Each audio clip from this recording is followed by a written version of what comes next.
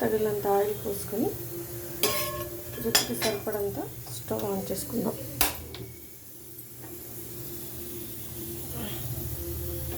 రుచికి సరిపడా ఆయిల్ వేసుకుందాం. కావాల్సిన నూనె తీసుకుందాం.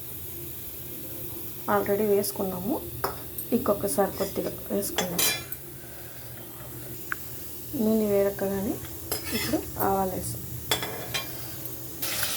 ఇప్పుడు ఎర్రగడ్డలు వేసుకుందాం.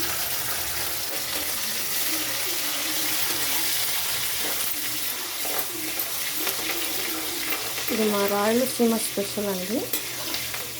మా ఊర్లలో ఇలాగే చేస్తారు.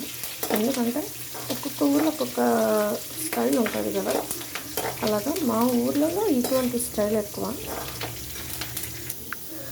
ఈ మసాలాని ఇందులో వేసేస్తాం.